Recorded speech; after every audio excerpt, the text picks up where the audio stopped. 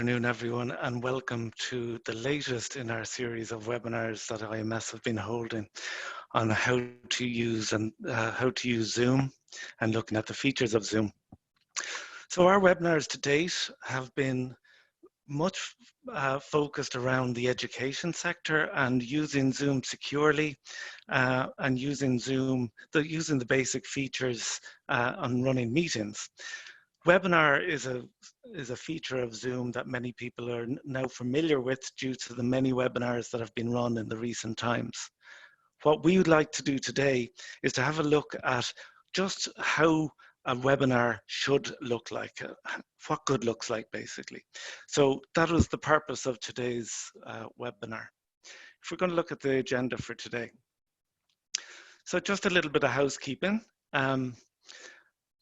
Because we're in webinar format, we're going to just run a little poll here, first of all, just to gauge the audience. We're going to launch a poll to see what is your experience with using Zoom Webinar to date. So while you guys answer that away, we're going to have a look at the agenda for today. So I'm going to introduce our panel shortly. And once that's done, we're going to hand over to Shane and we're going to have a panel discussion on Zoom webinar best practices. We're then going to have a look at a presentation given by Jason on Zoom webinar, and then we're going to go over to Q&A. Okay, so I'd just like to introduce you to the panel. So when we were putting this webinar together, we were absolutely thrilled and delighted to meet with Jason Mobley, who's the Executive Director of Information Technology at Florida A&M University. We met through our mutual admiration of Zoom, and he's gratefully accepted a chance to be on our panel today with us, and he's also going to present later on. We also have Eric De Jager. Eric is the CEO and founder of Texonic in South Africa, and Eric is an expert in security and best practice deployments of large-scale video conferencing systems with Zoom. We also have Joshua A. Jones. Joshua A. Jones is an online events educator, evangelist, and expert who worked for Zoom before setting up and founded his own company called The Webinars, which he now is CEO of. And of course, we have our own Shane Hartigan, who's going to moderate the panel discussion. So without further ado, I'm going to hand you over to Shane, and I hope you enjoyed the discussion as much as I do. Good afternoon or good morning, depending on where you're coming in from. You're very welcome to our webinar. I've got some fantastic panelists who've agreed to come online with us today. As Leo says, we've got 30 minutes that we're going to take care of some chat around webinar and best practice production. So just bring up maybe Joshua and Jason there, who are yeah, you got guys joining up. Hey guys, how are you? You're so welcome. We've got, and we've also got Eric De Jager as well. So Eric, you might join us here. That's fantastic. Brilliant, guys. It's super to see you. So we've got, starting with Joshua, as he says, coming in from Santa Barbara in California. So super, thank you so much for that. And also we've got Jason Mobley, you know, straight out of Tallahassee in Florida, which is everybody following Jason on LinkedIn. He's a huge, some great posts and great advice being given out there, and also from a totally different continent altogether, South Africa. We've got Eric De Jager. It's great to see you, Eric, and his company is Texonic. So right, so I suppose what's happening? I mean, maybe I'll just start with Joshua. Joshua, can you you guys must be absolutely crazy busy right now with everybody going online with, you know, COVID and the lockdown. Now's the time for online, right? It's quite a time to be alive, Shane. It's had its challenges, but I've been really happy with the way we've been able to adapt to the incoming business. We've got a lot of people that are really quite new to this environment. You know, over many, many years, almost 15 years now, I've typically worked with you know, your business type of client, business to business, enterprise level at times. Larger organizations, but now we're seeing more mom and pop, and we're seeing more of kind of unique events. We recently did a prom for a client and a dinner party. where it was, heavily orchestrated in both situations. So yeah, a lot of incoming business, great group of people around to keep us supported, not just within my own team, but within our network of producers that we work with to help manage online events. Cool. I mean, I was always, looking, observing from afar, your documents and a lot of your help documents are still in use when you were with Zoom, and they've been fantastically helpful. We've been able to kind of use them as a little bit of a Bible or as a gospel to kind of how to get organized and run, successful webinars. I mean, I suppose you just kind of maybe say hello to Jason there from FAMU, and basically, I mean, Jason, hello, and thank you so much for joining. What are your challenges? I mean, you're CIO for the university. So how is it? How's things working out for you? Well, I'm actually not the CIO. Ron Henry is our CIO. I actually work for the College of Pharmacy and Pharmaceutical Sciences and the Institute of Public Health. So it's been great. Obviously, from the landscape of the university, Florida A&M, also known as FAMU, is an HBCU nestled in the hills of Northwest Florida. We have students hailing from across 70 different countries. We also offer 54 different bachelor degrees, 29 masters, 3 professional degrees, and 12 doctoral. So you mentioned challenges. I actually don't consider them challenges, but I consider them opportunities, right? So we've been training faculty, staff, and students on the transition to the online landscape. We've been working on proctoring of exams. Recently, we've done Zoom proctoring, which is kind of a unique use case of Zoom. We've been supporting faculty and staff from home with equipment, webcams, and so on. We also been supporting student needs. We've been teaching faculty the best practices of teaching over Zoom, which has been very helpful. We've been supporting webinars, and then we also have been testing different type of equipment, cameras, mics, room kits, and we're working to design kind of the perfect Zoom classroom at the same time.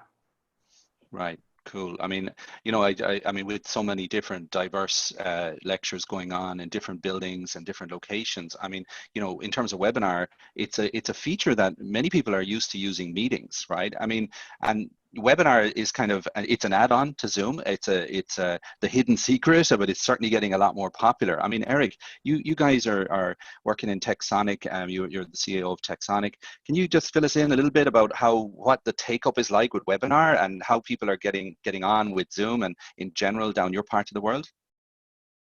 Yes, hi Shane. So it's been obviously very challenging. There's been a lot of sacrifices made. But that said, I mean, our organization, we do a Zoom authorized reseller in Africa, and we started in 2014 with that. So it's obviously been, quite a journey, and we've seen obviously progressively it quite evolve in that sense. But through these challenging times, we had to kind of think outside the box. So one example, for instance, we created a Zoom support hotline that's got no password, for instance, something that some of the customers have really enjoyed. So when they enter, we take them out, create a little breakout room with them and engage with them from a support. So and again, I mean, I just cannot say enough thank you to our team that's actually done so many sacrifices, working late, even when our president announced the lockdown. There was a Sunday evening, we had an emergency meeting. Quickly, all of us said, they all jumped in and said, listen, there's a big responsibility for us. We've got to jump in, we've got to get involved. And yeah, it's been a crazy radio ride, yeah. Cool. I mean, I suppose, Joshua, back to you on this. I mean, the surge in demand for digital events, right? It's off the charts right now. I mean, how are you guys dealing with this? I mean, in terms of you provide a service to customers that are looking to get online and kind of de-risk events, I suppose, or would you, just tell us a little bit about that service? Right. So there are basically 3 legs to the stool of the webinar. We produce content for people to consume free, hoping it makes them better equipped to host their events. We have an education line of our business, what we call Boot Camp, which really focuses on the individual use cases. We know you can go get training for Zoom and any other platform out there for free, either on YouTube or from the providers. But we really get use case specific and want to drill down into this individual user situation to make sure they're using the tools effectively. And then of course the third leg and kind of our mainstay is the production support.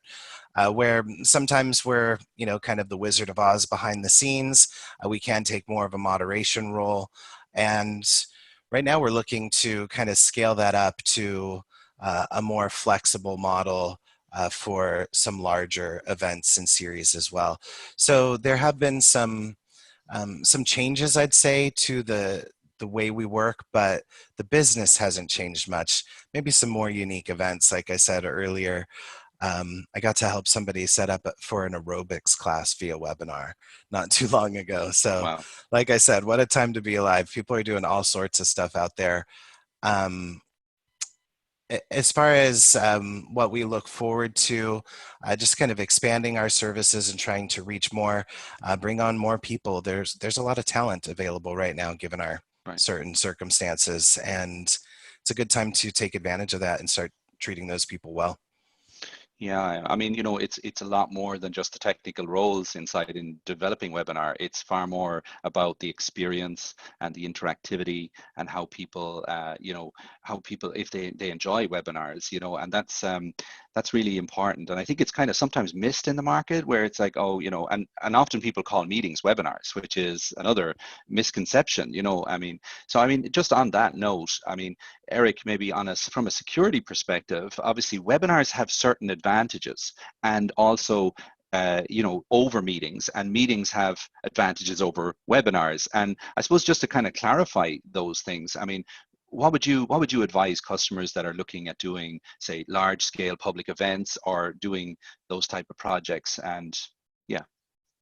So we kind of go by a golden rule. If it's something internal, it's a meeting. If it's something public, it's a webinar. And again, you can use them both ways. You can have webinars for your training, for your company organization as well.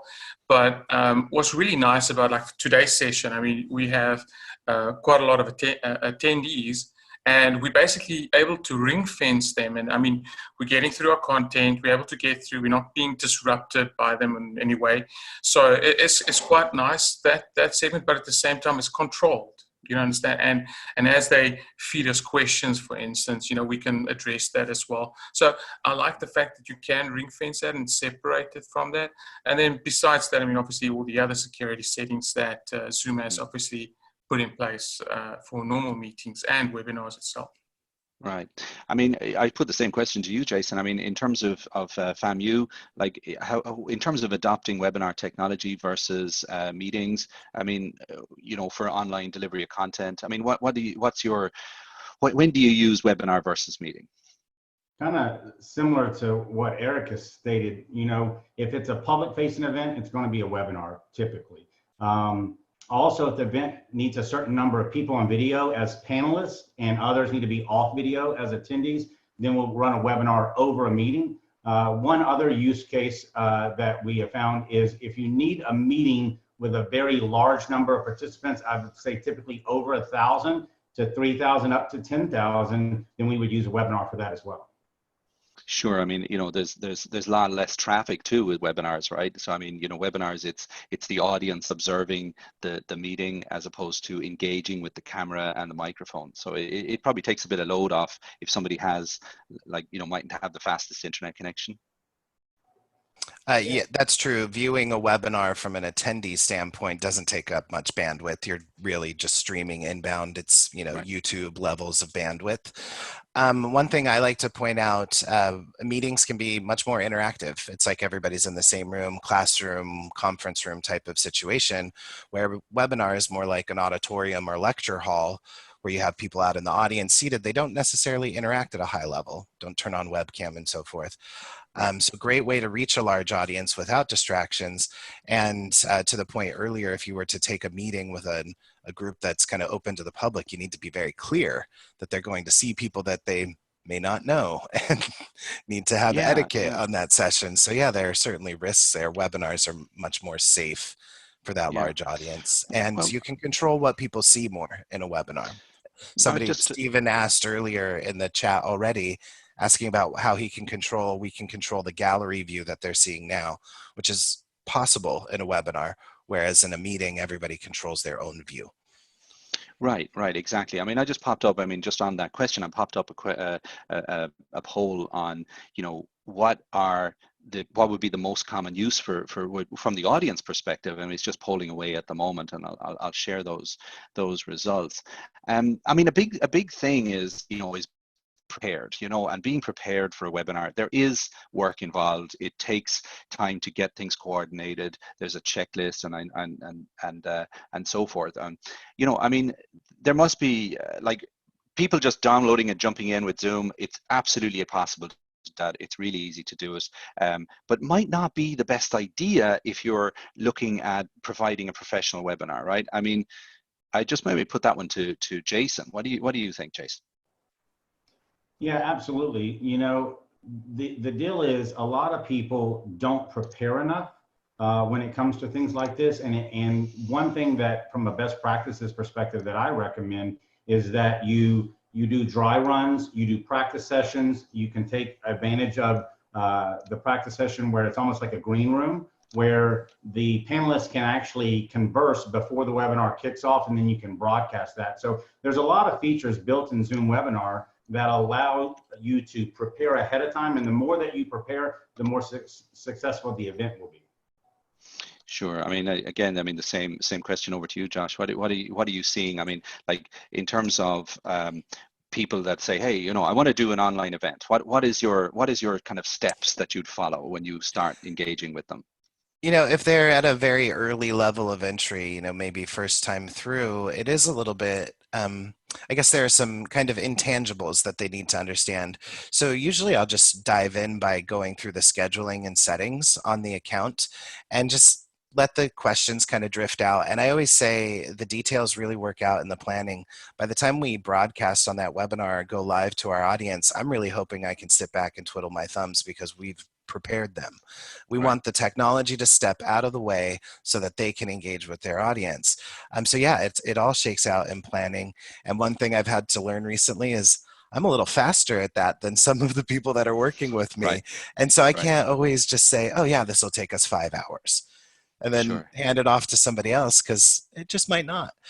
So just being aware of, you know, that level of entry and the kind of the skills level that they want to deploy and engage at, and really just kind of adding one thing at a time. You know, you don't want to pile on too much. Get the event live, add in some polls, look at other ways you can start engaging. Right. I mean, there's a, you know, when people go to conventions, even just exchanging business cards and networking with people, you know, unless you cater for that type of situation in a webinar, like for example, maybe sharing with consent from the attendees with other attendees, you know, it adds another dimension, you know, and that's so important where, you know, we're now all so much online right now. There are things that we miss, you know, like for example, even the goodie bag, you know, and these are things that are part of natural conventions and natural events that we've been so used to over the years. I guess, you know, there's always funny situations, and different people are you know, they jump straight in, and next thing you get that panic phone call, and it's like, you know, I've got a webinar in 5 minutes, and you know, nothing's working, and all of this. I mean, the preparation, it has to be done right. Absolutely. And you know, from square one, I do my best to, we have some clients that want the full end-to-end white glove support where we log in, get things scheduled for them. But I'd much rather have the client certain that they have that access and be there as, you know, somebody to answer questions and provide them guidance, rather than, you know, teaching a man to fish, I guess, as we go along is always the goal. I guess, I mean, Joshua, just on in terms of like hardware, I mean, I've watched you online and going through some hardware, and you can pretty much geek out for a while on stuff, and that's brilliant. I learned a lot actually. But in terms of the equipment, I mean, it doesn't need to be expensive, right? I mean, you know, some certain mistakes. I mean, maybe just take us through the must-haves that you'd need to do proper professional webinars. Yeah, well, you guys gave me a new challenge today. I don't always use the green screen here, and I don't have a green screen like Shane actually does, so mine looks a little shimmery here, guys. But I do like that they provided the added touch of our logo up there, if I can show you my hand. So, that's an added touch. All that takes is a few minutes in, video editing, Paint, or I'm sorry, not video, Paint, or some photo editing application. So small touches like that, making sure that you do have an external webcam is best practice, because you will get a higher quality video than your built-in webcam in every circumstance I've ever run across. And using a headset for best results is my preference, unless you have a really quiet space. Now, some investment in a webcam and a headset, but beyond that, just making sure you're looking good on video, you're positioned properly, framed, you're not cutting off your head or sitting too Right. close, or you don't want people looking up at you. Those things are free. So spend some time, making sure that you're framed properly, your space looks great. I really like having a wall right behind me, so I can put a couple things up on the wall. Usually I have a painting up behind me, so if I just switch off my virtual background, I like this background, but I need to reframe it and hang it right because I made it crooked. So again, these things are, easy to do on a limited budget or very low budget. Yeah, I mean it's like they're hen's teeth now, these webcams, because it seems that big suppliers are struggling with the. But I mean, Eric, you Headsets too, yeah. headsets too, right? Exactly. Supply chains are all jacked up. And I mean, cameras and headsets now, it's a small investment. Some of these high definition cameras can be, $60. A headset can be, for depending on what you're going for, but it doesn't need to break the bank. And I think kind of as a golden rule, face the window when you're doing a video call. Don't have the window behind you and that washed out whole effect. It's small things, and these are not really technical issues with what button to press. And with Jason, I know later is going to talk through some of the settings and the setups in webinars. But a lot of it is just, how do I get my camera right? How do I get my framing, my background, and yeah, so forth. I'm using the WebAround, which is a fabulous little device that just pops up on the back of my chair. I mean, maybe just for the audience, I might do the same. I'll just turn off my background. And you can see it's just a green screen, and you can see it's got a little strap here that goes over my chair. It's a company called WebAround, and I really like them. They're just a portable device, but it gets that sharpness on the video. Eric, what are you using? The Logitech Brio camera? Tell us about that. It's a nice little camera, again, highly used. Yeah, across. it is. It's a Brio, so the Brio obviously it makes quite a difference, and I think I'm going to do the same thing that you guys did, and I'm going to change to my normal camera of my laptop just to show the difference. So Wow. it's massive. And again, inexpensive. Lighting is super important. Right. I prefer natural light for my skin tone, and and also small things. Maybe if you really want to spend a little of money, then create a space for you, but maybe put some acoustical treatment in. Maybe Right. These things are very inexpensive and easily accessible.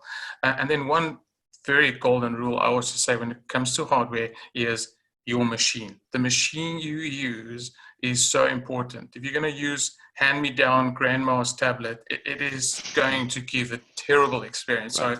So look at the start there. Start to get a good device, and then work your way through. And baby steps. I mean, Joshua gave some examples, but I mean, baby steps, and progress from it and push yourself to get better and better at it. Well, it's really, I mean, and of course, the sky's the limit, right? You can go up into multi-camera view, and there's I think it's Alt N, and you can cycle between different cameras and so forth. So you can really go crazy with this. But as I say, a good quality camera doesn't need to break the bank. Good lighting, ring lights, for example. These are just little, they're a little circular light, which you can pop up behind your monitor, and it just again gives you that tone. And don't forget there's the touch-up button, which is people don't realize inside in the settings in the Zoom client, you have a touch-up button. You press that, you lose 15 years, well, you know, your wrinkles disappear and everything looks a lot better, you know. So again, people don't realize some of those settings are there, you know. I just kind of back over to Jason. Jason, I mean, you know, what are your advice? I mean, we've got quite a lot of educators and leadership teams on the call today, and you know, what is your advice on in terms of like, is there any best practice right now, you know, for particularly in the education scene? I mean, what are your, you know, in terms of they're adapting and adopting? And I know on you know, FAMU has been way out there in terms of being very progressive in this sector. But for people that are in the education space that are looking for advice on from your journey, what advice would you give them? Well, Shane, I have a few areas of advice, and something recently happened to me. One thing that I would make sure that I would always do on a webinar, even if you're hosting it yourself, is always have a co-host set up. And I'll give you an example. We were doing Dean of Nursing interviews, and I was the host, and one of our professors was a moderator, right? And I made her the co-host. And the next thing I know, my power went out and it was gone. And I was panicking because I thought, oh my God, the webinar is going to go down. Everyone's going to get kicked out. But I realized that I set up a co-host, and she didn't miss a beat. She saw me leave. She picked up where I left off. The actual candidate was actually presenting at the time. In about 5 minutes, I rejoined, and we didn't miss a beat. So I would definitely have a co-host. Another piece of advice is make sure that you promote the event at least 15 days out, because I've seen some people try to promote it a week out or even less than that. And if you want to get a lot of attendees, you need to have that, and make sure you're using various social media platforms to promote your event. And then lastly, I would say the biggest mistake that I've seen is not engaging your audience or not engaging your students, right? So webinars should be more of a conversation, not simply a presentation. I would use engaging features like polling, Q&A, chat, and one other neat feature, which we'll probably do today, is it's almost like ask the audience. So you can actually promote an attendee to a panelist, and they can actually answer a question or ask a question live, which I think is a very engaging feature as well. Right. I mean, Joshua, that was really great feedback, Jason. I mean, it's fantastic to hear that, because you've gone down that road, and you're doing that, walking that walk at the moment. I guess for Joshua, you know, how do you see this market evolving post COVID-19? I mean, we're all in this super lockdown situation, hoping everybody's keeping safe, and then, you know, are we going back to the way it used to be, or what will it look like in your opinion? Ah, gosh, Shane, tough questions today, huh? Let's just start by saying I've read a lot of sci-fi, and I'm grateful for that. And if you haven't read a lot of sci-fi books over the years, you might want to go read some so that you can prepare. No, I don't think we're going back. I don't think there is a normal anymore. We're going forward. You know, people use terms like new normal. I don't really like that. We're just going to adapt, because that's what humans do. And when new tools like this make their way into our landscape, whether it's in the business environment, which is what we're used to, it changes our business DNA. We start meeting in different ways. All of a sudden, you're meeting with that guy who's, you know, across campus. You're meeting online with them because it's just more convenient. You don't have to move anywhere. So I think that's going to continue. And now it's more of a household thing. You've got Zoom Happy Hour, you've got Zoom Entertainment, you've got all sorts of things. We're adding an add-on service so that people can hire a decent DJ or musician, because I'm tired of seeing bad ones out there. So just with some best practices and some talent, you can break the mold, and you can do things a lot differently. And, you know, it's important now to, and we were talking about this in prep, it's important to make your event and your brand stand out at this point. And there are some things that you can definitely do to break out of the typical mold of, you know, what webinars usually look like. You know, customize that registration process, have a click funnel that takes them into their join process. You know, have a page that they can arrive at on your website or intranet and extranet, whatever it is, that they can arrive at and see the agenda for the day, and maybe choose different courses that they may like to go to, because we're seeing a lot more of these, you know, convention type sessions being requested in an online environment, and that's challenging. You can't really ask people to sit for 10 hours in front of their computer in a day, much less do that 3 days in a row. And when I go to a convention, I'm hitting the pool, I might go to the gym, I'm cruising the buffet. I'm not exactly butt in the chair in your presentations 10 hours a day. So let's break those sessions up. Let's make that summit last a week or two. Let's have 2 or 3 hours a day in installments, really key things where you can allow your audience to choose the track that they want to attend on. And that's how we're going to get some semblance of normalcy, and as far as those conventions and things go, because it's going to be a long time. Even once we can host them, which is who knows when that is, once we can host larger scale events, there's still going to be people that don't want to come. And let me ask you this: when's the last time you saw somebody with mobility challenges, perhaps in a wheelchair or with a walker at a convention? Right. There's an accessibility level that we can break through by having an online offering. And I know Jason's working a lot with what I call blended events or hybrid events, where you have in-person experience blended with an online experience. You got to, as best as you can, you want to try to make those parallel experiences. Right. No, I mean, that's really great ideas. I guess that we're going to probably enter into some sort of a hybrid environment where people, they're still physically, we'll get back meeting up and touching, and then, having the online situation. So, I mean, I might just actually switch up to Jason on the little bit of a presentation on the next part of this webinar. I think we're just come on to 3:30. So, Jason, if you'd like to share your slides and kick on, we show some people how to set up a webinar from the start. Absolutely. And at this point, Shane, before we start, I'd like to kick off a poll. So the poll that you're about to see is, what webinar features are you most interested in? And of course, this is multiple choice, but I'd like to see what you guys are before we start the presentation. And while you're voting, the goal here is to kind of give you best practices to Zoom webinar, going through scheduling, registration features, also using the engaging tools of Zoom webinar.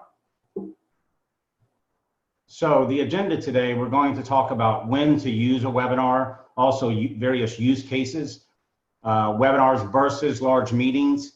I'll introduce you to some scheduling tips. We'll talk a little bit about registration options and questions.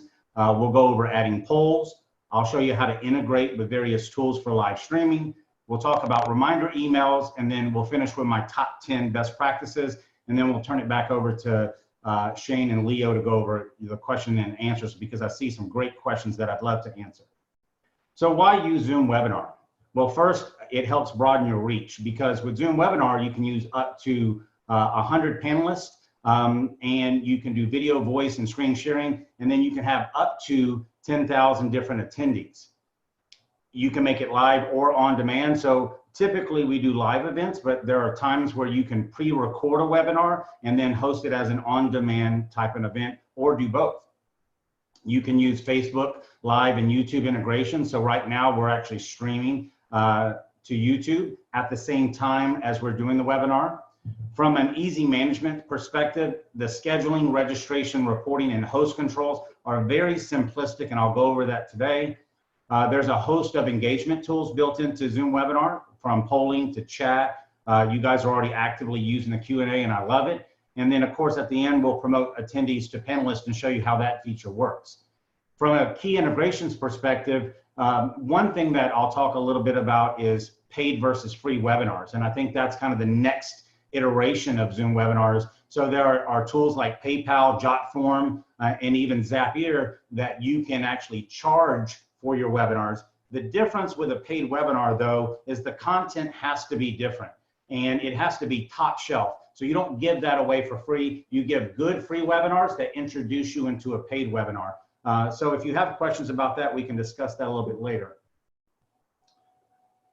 Also, what can video webinars do for your organization? Well, of course, you can broaden your reach and connect with more people. You can have a more engaging event with increased interactivity. And the truth is that video offers honesty and transparency, in turn that then builds trust. So here is some Zoom webinar use cases that I recommend from an internal audience to an external audience. So internally, you can do town hall meetings, which we're doing this at FAMU. Our president and provost has done several of these, and I think it's very important from a communication standpoint. You can do corporate communications, also internal sales and marketing. Of course, we're doing it for training. We use Zoom webinar to train our faculty. You can use it for a virtual classroom where it's more of a training, not as interactive as a meeting, but it's definitely used in a larger environment. New hire onboarding, and recently I mentioned that we use it for employee interviews. Now, the reason that we're using it for employee interviews is because we're public facing, right? And we're always cognizant of security. We don't want someone to potentially Zoom bomb, but we've done a lot of security features, and I'll go over those in a minute, to ensure that you don't even have that type of issue. From an external audience perspective, you can use it for a marketing event, a new product launch, just from an educational perspective, a sales product demo, training from a virtual classroom. Zoom does this with investor relations calls. Recently, we did, in a sense, a virtual graduation in the College of Pharmacy. We have an oath and hooding ceremony that typically students do face-to-face. Well, we couldn't do that in the pandemic, so we did a virtual oath and awards banquet where we had music, we had multiple presenters. It went very well. And again, we did that dry run ahead of time so that that event went out without a hitch. And then lastly, continuing education programs. So what are some tips for preparing for success? Well, the ability to brand your emails and registration pages, and I'll kind of show that in a moment. You can schedule and registration options, so you can approve registrations automatically or manually, or you can just go registration list. The reason that you're going to use registrations is because there's certain data, demographic data, that you want to capture and maybe use that to look at who your audience is and tailor your presentation, or maybe you're going to contact them after the fact. You can use it as a one-time event or even a reoccurring event.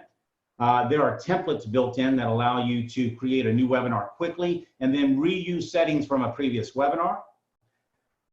You can send emails directly from Zoom, or if you have a customer relations management system, you can send the emails from there. You can also customize the attendee reminders, which I do suggest. And then attendees register and use Zoom to attend. So again, they can use the Zoom mobile platform, the iPad platform, or they can even use their laptop for both meetings and webinars. So nothing extra to download to use Zoom Webinar. And again, I mentioned PayPal, JotForm, and Zapier for integrations for payment generation. Some controls for a great webinar include practice mode. So again, before we even hosted this meeting, we joined 30 minutes early. And in that, we tested everyone's audio, tested everyone's video. Of course, we made sure everyone had the same common background, which is a nice feature. I saw someone ask that in the Q&A, and one of Shane's team, Earl, was gracious enough to build that. So again, a little Photoshop skills, adding your logos in, does a nice presentation with that. You have the ability to do one-click HD screen sharing, also the ability to show a video clip. So you don't have to upload that clip or embed that clip ahead of time. You can play that clip off YouTube or another platform. You have the ability to mobile screen share. And this is important if, let's say, you're an educator and you're trying to show your students a new app that they're using on their phone. You can actually have your phone screen share and then go through live on your phone, which I think is a unique feature. You have dual screen support.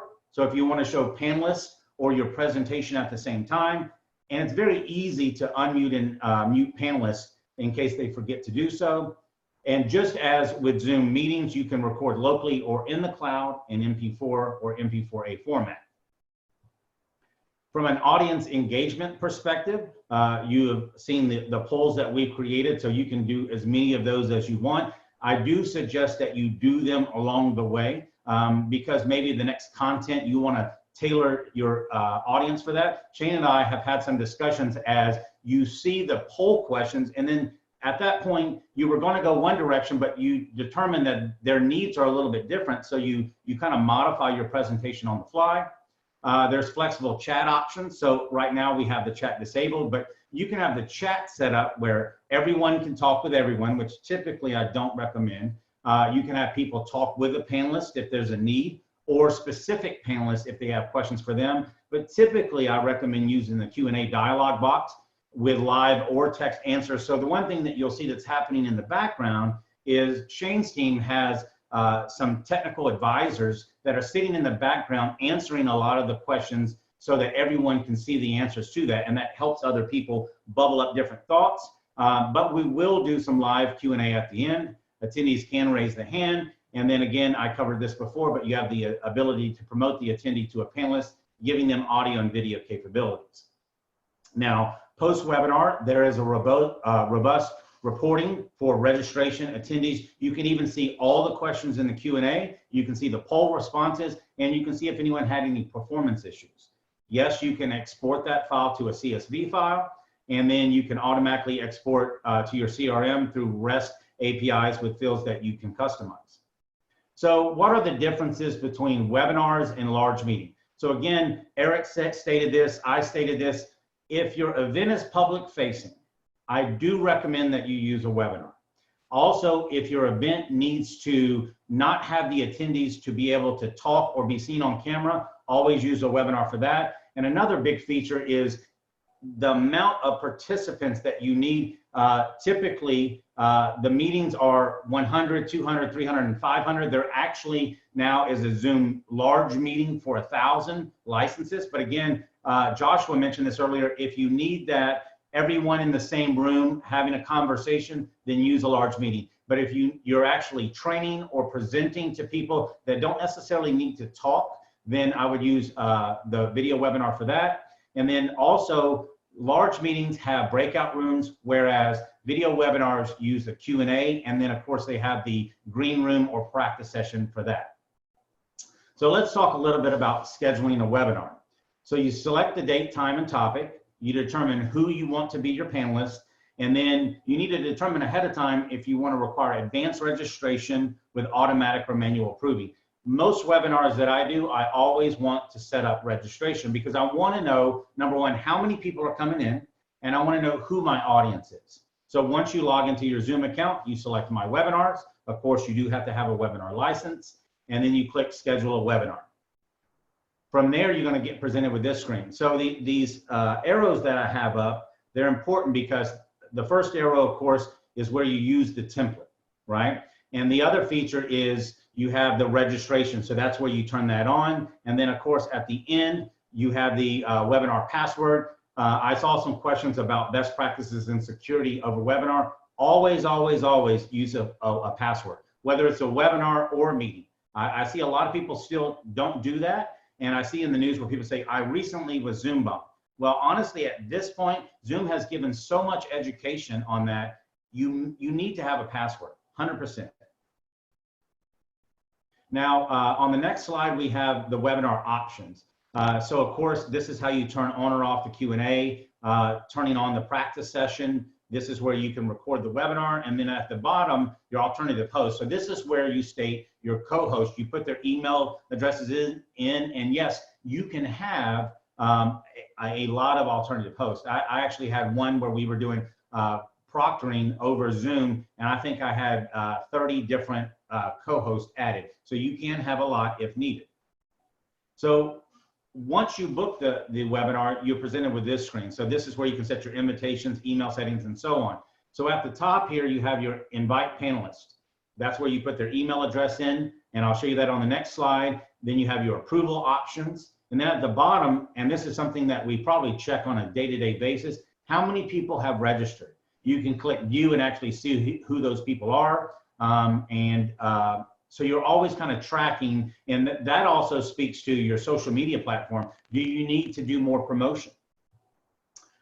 Next, you invite your panelists. So again, you enter their name. Again, if they have a title like doctor, I would put that in there. Or if they're a lawyer, I would put that included in their name because that's what shows up in their title. Put their email address in there, and then it actually sends them an invitation. Now, the panelist link is different than the attendee link. So that's one that they don't share because that's specific to them. From a registration perspective, this is where you automatically or manually approve. Another key point under the other options that I want to bring up is if you need to restrict the number of registrants, you can do that there as well. And then you can have tracking pixels in case you want to see how many people, and it shows up on your website as an advertisement. Now, this is one thing that I love about Zoom, the registration questions. So as you can see here, I've selected last name, organization, job title, and number of employees.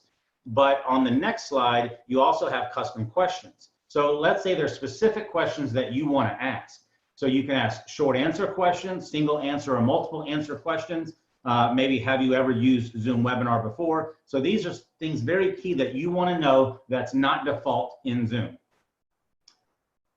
Once you set that up, I always turn this on, and this is not necessarily enabled by default, right? So I set up reminder emails, and actually I turn all of these on. So 1 week before the event, it sends an email to the registrants and the panelists, because people are going to say, I didn't see the email. And the email did get delivered, they just didn't see it, right? They get so many emails. 1 day before the event, and then 1 hour before the event, I send them a reminder email automatically. Then when you add the polls, this is the same thing as Zoom meeting. So you enter the title, you can have the poll be anonymous or not. You type your question, and then one thing here is you can do single choice questions or multiple choice, and then at the bottom you can add another question or add another poll. The live streaming options, I mentioned this before, and this is a very unique feature, and this can broaden your reach, right? So you can go Facebook Live, Facebook Workplace, or even YouTube, and it saves it after the fact. Now, here's my top 10 best practices to using Zoom Webinar. Number 1, advertise your event 15 days prior. I mentioned this earlier, but I want to really hit on this and why it's so important. If you want the numbers to drive, you got to make sure, because I've seen webinars that people, they really don't join in the beginning, and maybe they go, well, I'll do that next week. And then as it gets closer, the numbers rise. The day before, the numbers even grow. And then I've even seen an hour before the event, the numbers grow from there. Number 2, perform dry runs 3 days prior. And what I mean by that, and I'll give you an example. In the College of Pharmacy, we did a training with our preceptors. So we had hundreds and hundreds of preceptors, and we had probably 8 different presenters that day. So what we did is we walked around, we made sure everyone's audio worked properly. We made sure their video was good. Also lighting, and Eric mentioned this, but lighting's key, right? I've seen a lot of people where it looks like there's a halo over the top of their head because they have a window behind them. I would fix that. I would use Shane's suggestions with ring lights or the Lume Cube, which is a new type of product where it actually sits on the back of your laptop or monitor, and it actually is a diffused type of light. Have your technical assistant answering Q&As, which again, Shane's gracious team has been doing that along the way. I would typically disable chat unless you have a use case for chat. Always specify a co-host. Number 6, customize the webinar registration page. That's where you're really going to get into the meat of the demographic data and see who your audience is. Now, number 7 is to me the most important thing, and this is just like teaching class. You don't ever want to come late to your class and your students are just waiting, right? So start on time, but end on time. Don't go past the time, right? Number 8, engage your audience. The reason video is so important is because I can see, I can talk to you. On the meeting side, I can look at your nonverbals and make sure that you understand. I use nonverbals like this, or do I need to slow down like that? But on the webinar side, we use things like polls. We ask for feedback through a post-event survey, which again, you will get one from Shane after this event. And I do hope that you fill that out, because that feedback is very important for future webinars that we do. Enable the Q&A and also use annotations. Monetize your event. And again, I think you'll see a lot more of that in the future with paid webinars. Now, from a paid webinar perspective, if you ask me how much I would charge, I would say probably $10 a head, because $10 is not going to break anyone's bank. And if you want that top shelf knowledge, you'll be willing to pay for that. Again, lastly, number 10, broaden your reach through Facebook Live and YouTube Live. So at this time, I'm going to turn it over to Leo and Shane for the Q&A.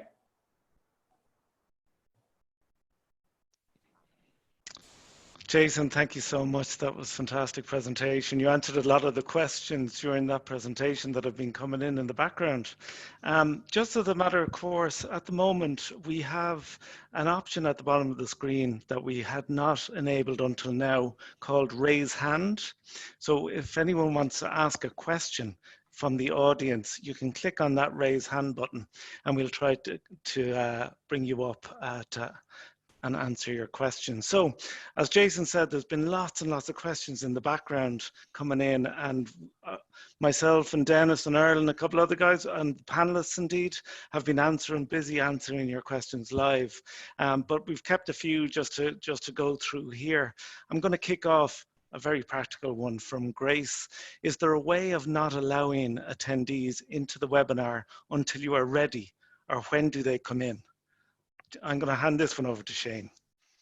Yeah, absolutely. When you are engaged in, when you're starting off a webinar, you have a function called a practice session. And when you tick that and you're setting up your webinar, what it does, it allows you to join the webinar, start the webinar, bring all your panelists in, practice your sharing, your audio, your microphone is all good, camera's all good, everybody's ready. It's like the green room before you join into the main online studio. And then you hit the broadcast button. And the broadcast button is available to the host and the co-host. So when you hit that, it's then all cameras and you go live, and then the audience comes in. As I say, I like to do the broadcast, to hit the broadcast button earlier rather than on time, because it allows people to come into the webinar and kind of settle in as if you were opening the door to the classroom or to your venue. A couple of minutes before, lets everybody settle in, and then you start, as I say, as Jason mentioned, on time, as opposed to bleeding out there. So hopefully that answers it. Yes, you can do that. Very good. Somebody else here asked, an anonymous attendee has asked, is there a way for the attendees to ask a verbal question or be unmuted by a panelist? Jason, I'll give that one over to you. Yeah, absolutely. So again, the host or the co-host have the ability to take a panelist and allow them to talk, right? You can even allow them to come on video as a panelist, and then you can demote them back to an attendee. So if you want to kind of ask the audience, like you see on like talk shows where they're holding the microphone up and the person's asking the questions of the panelist, you can definitely do that. And I do recommend here at some point that we show that feature off because I think it's excellent for engagement.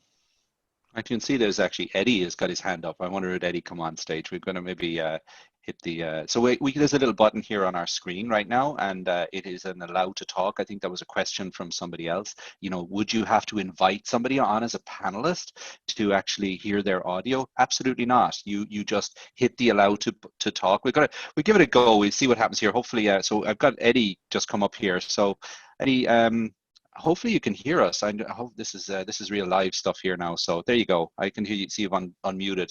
Eddie, you're very welcome. Would you? What do you think of webinars? Are you into them?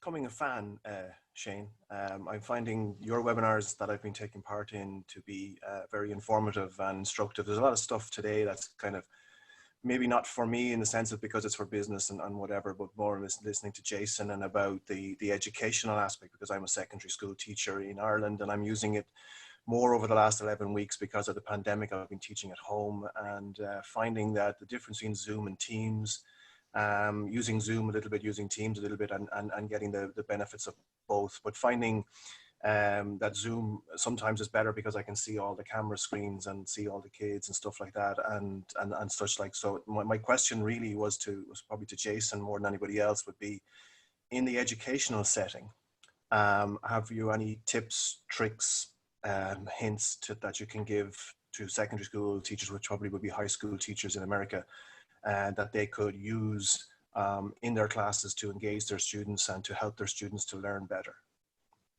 Yeah, absolutely. So we've done this a lot, and I get that we're training at FAMU. It's higher education, but even on the K through 12 or primary secondary side, there's a ton of tips and tricks. So for example, number one, I always require our students to be on camera. Now I get there are reasons why you might not want them on camera in the K through 12 arena, but the advantage of having them on camera is that they feel part of the meeting. So you know, my question is, what's the difference between a conference call where we're talking on a phone? But I like to see the students' inflection. I like to make sure that I see that knowledge transfer is happening, right? So I want to make sure that they understand that. Also, I do recommend using breakout rooms. Now, at the K through 12 level, you might need to float through the breakout rooms depending on their age. But I think breakout rooms definitely for team building, to bring them together, give them a prompt and allow them to work on it. And then again, you can check on them and then you can bring them back into the main room.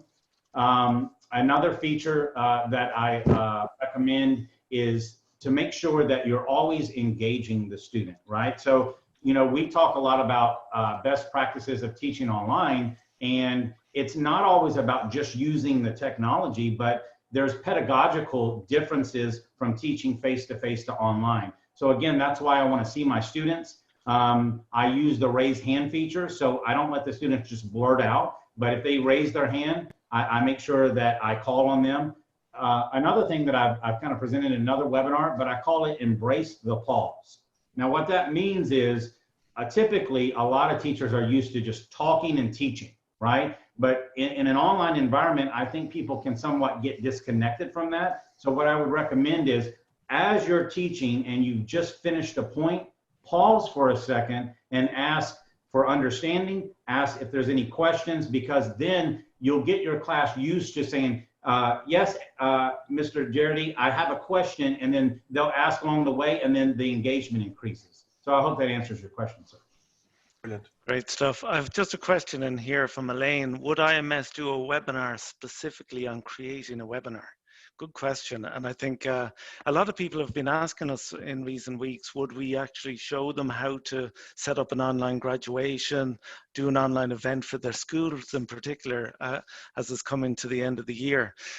Just to show the power of the webinar, we're just going to run a poll here to see how many of you would like to take part in a practical workshop on how to set up a webinar or an online event. So let's run that poll there. This is the power of Zoom. Live information gathering. While that poll is running, there's a few raised hands there. Stephen, do you want to, Shane, do you want to bring Stephen up there while that poll is running? Yeah, absolutely.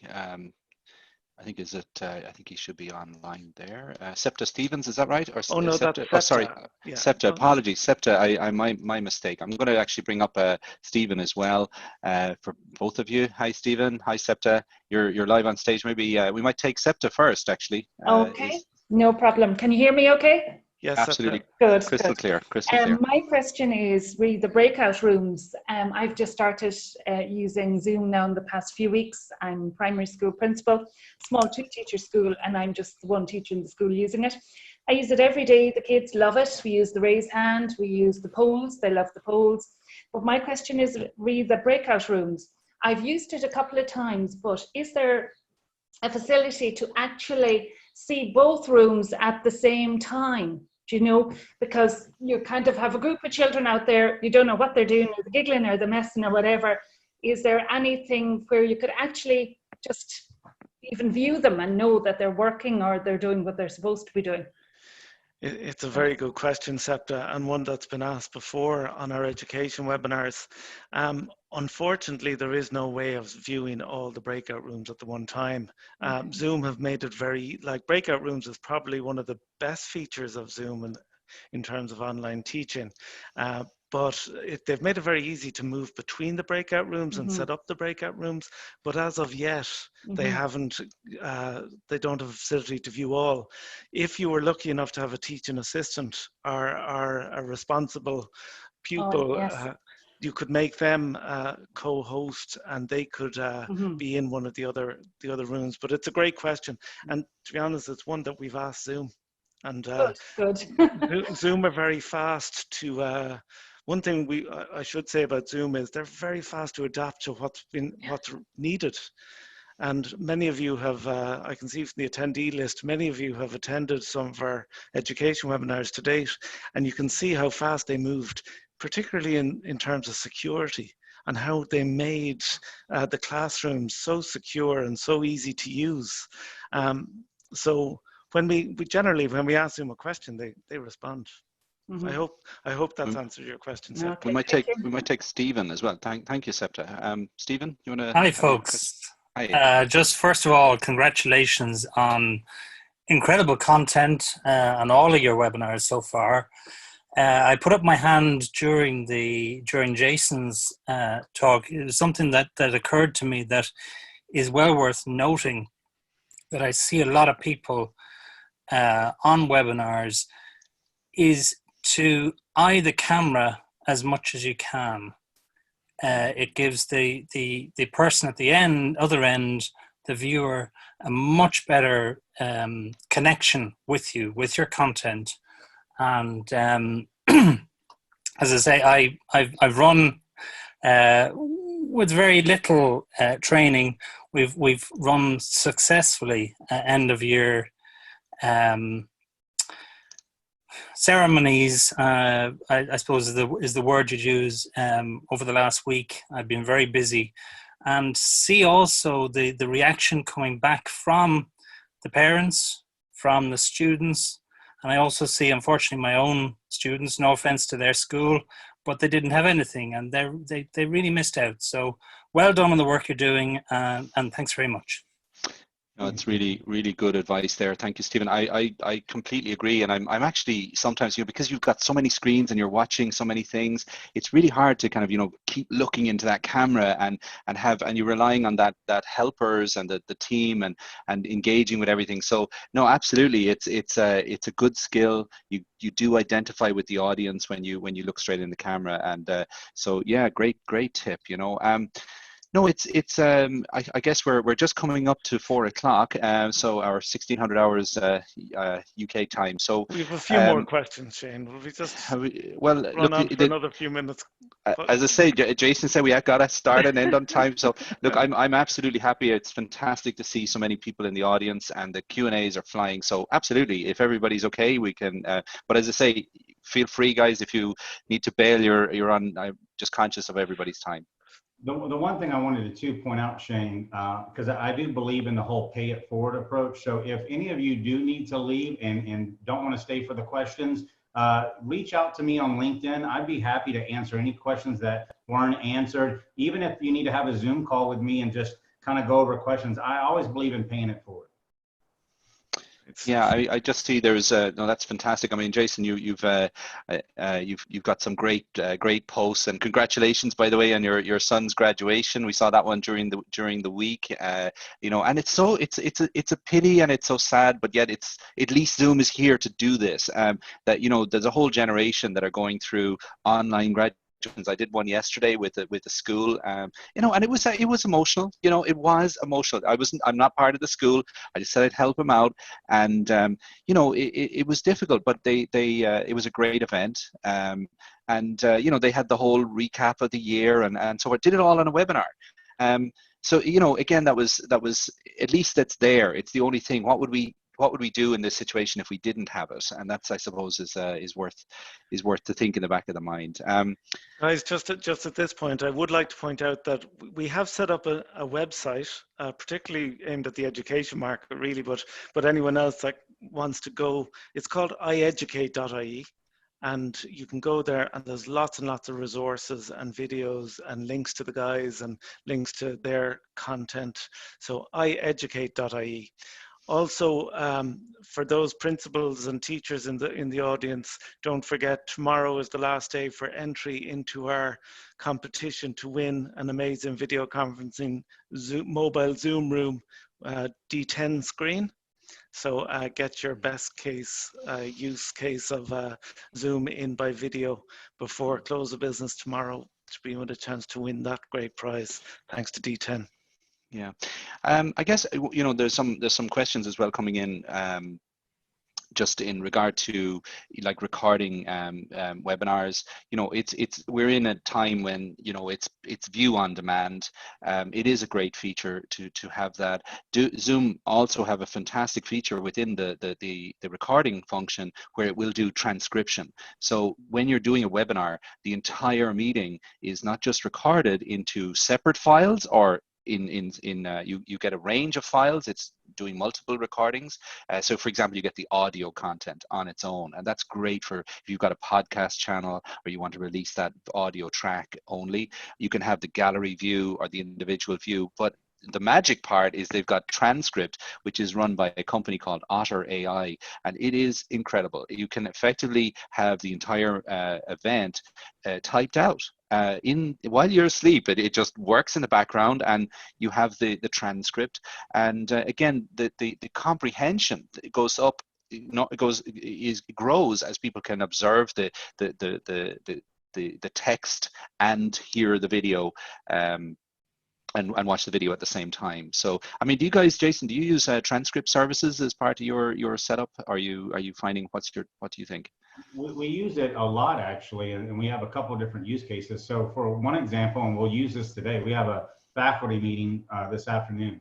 So we'll record, it transcribes, but then prior to using Zoom, we would have someone constantly taking minutes during the meeting. Now what they do is they actually listen to the meeting, they get the transcript after the fact, and that transcript shows you who each speaker was, and they can go through and format that into like a Word document and send that out to the committee or the group. Another reason from an educational perspective is for your students, they can actually search the video. So we had a student the other day studying for finals, and they said, you know, is there a way to look through every time the word diuretic was said? Right? So yes, there is, and it highlights the word, and when you click on the word, it takes you to that point in the video. So no matter K through 12 or higher education, if your students need to find content quickly and not watch the whole video, you can use that as well. Right, exactly. I mean, a lot of questions in about hosting an event, the end of school year approaching. Guys, we'll be in touch. We'll be in touch with a practical workshop on how to host an event. We're doing them all week for the last couple of weeks for the post-primary and the primary. So we'll be in touch with details on that. So keep an eye on ieducate.ie. There's an interesting one in here. Anya, I'm a former primary school principal, and you're looking to see if the DES plans to coordinate how teachers and schools are to use technology and to stipulate which systems are to be used. My advice on it would be to contact your local education centre, the ESCI network. We're working directly with the 21 education centres around the country to facilitate CPD for principals, teachers and SNAs. So contact your local education centre or just reach out to me or Shane privately as well, and we look after that. Eric, I mean, have you much knowledge around the South African situation on schools there? Are you guys seeing, I mean, are what's happening? I presume it's like the rest of the world, the schools are all shut down, or what are you seeing there? I think it's a bit of a difficult answer, because I think what happened is, I think a lot of people, when lockdown happened, people were under the impression they can kind of wait it out because it was going to be like a month or something. And it was not the case. And it kind of did catch a little bit some of the education people unexpected, and some of them are scrambling to get a solution in place. Obviously, the dynamics is a little bit different here in Africa in regards to government institutions. So, but yes, there is, if I can mention from the private sector, schools and education boards, Zoom and Teams is the two platforms of choice. And I look at my own kids with me here, how, the ones on Zoom and the ones on Teams, and, it's just amazing. They did make it smaller though, if I can mention one thing. If the class were, let's say, 25, 30 students, that kind of narrowed it down to engagement to about six individuals at a time, but with multiple sessions, just to grab that, to hold that audience, their focus basically as well. I guess, things have changed so much that we're how the classroom of the future looks like, and I think it's you know, it's a testament to the teachers in that are able to, you know, are dealing with this issue right now. And you know, as I say, we're here with the tools, and you know, I know there's more to it than that, and getting, you know, overcoming the challenges. But I guess, you know, one of the things that comes out of this lockdown is a situation that education may have changed, you know, in a way. A lot more people are you know, using it, particularly in I guess in Jason in FAMU, like, you know, what if there is a multi-campus situation and you've got students that are going to class in one campus but are too far away from, you know, the other campus, and there's a tutor is moving between rotating through the different classes. I mean, video conferencing has a role in these hybrid type of situations. Yeah, so the one thing that we have done for the last 9 years in the College of Pharmacy is we've actually taught in that scenario. So for example, the professor's in Tallahassee, and you have about 150 students in that class, and then you have another 50 students in Crestview, which is 2.5 hours away. So we have leveraged this technology for quite some time. And now, like I said before, we're actually setting up Zoom classrooms to do that. So the advantage is today we're really talking about Zoom webinar, but there's a whole another conversation with Zoom rooms, right? And then to Leo's point, this D10, D7 that you guys are giving away as part of this innovative educator idea, I think it's great. But that technology, the touch technology, where you can annotate on a whiteboard, I like to teach on that even more so than from my own laptop, right? So, and I have 3 of them in my office behind me, but I use that all the time. So yes, you can definitely handle and remove that transactional distance using Zoom. No, absolutely. I guess that's... I'm conscious, yeah, we're coming up to the 10 past now. We got 10 extra minutes from everyone. Yeah. Thank you so much, guys, for staying on. Shane, do you want to wrap up? Well, I just said really thank you so much. Don't forget, guys, there is a feedback form. We love to hear from you. We're going to take a lot of these questions and put them onto the iEducate website on the Q&A and try and answer as many of those as we can on the frequently asked questions section. So do check out that afterwards. But we also have the feedback form, which will pop up as you leave the meeting or as the meeting is over. And you know, that again is fantastic for us to get that. And what we might do this time is, you know, we'll try and pick something maybe random and look at you know, looking after somebody. If you guys maybe we can find a prize or something like that. We really do appreciate that. It has given us recalibrated our webinars on an ongoing basis, and that is very important. We're just going to continue to drive to improve them.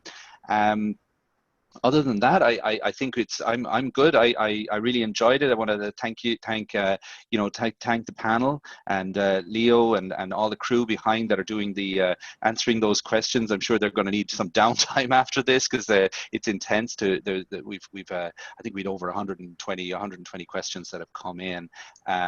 So yeah, it's great. Jason, over to you. Do you want to say anything? Yeah, I just want to thank everyone for attending. I think it's important to constantly educate these different features. And I get that there's tons of questions, right? So again, I do welcome you to, in the post survey, to make sure that any future ideas that you want to see, Shane and Leo and his team are great on content. So there'll be future webinars from that. If there's any questions specific to me that I didn't get a chance to ask for you, again, reach out to me on LinkedIn, connect with me on LinkedIn, and I'd be happy to talk with you or even meet with you over Zoom. Eric, what do you want to say? Firstly, I want to say to everybody that finishes the session, please go update your software. There's a new security version out that was released yesterday. So I'm trying to say that. Such a geek. You're right. Trying to say that to everybody every day. So, absolutely. But thank you very much. It was great. It was really a very informative session. I really enjoyed it.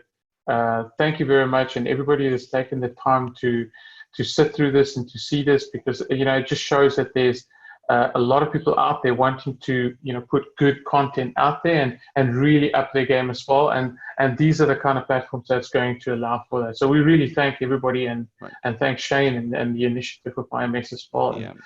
And my co-panelists as well. Great job. Okay. Great, and also Dennis and Earl there in the background, and the rest of the crew. So it's from us. Thank you so much for joining, guys. Sorry you've gone over a little bit in the minutes, but it's great to see everybody, or to do this. And yeah, we'll catch up with you soon.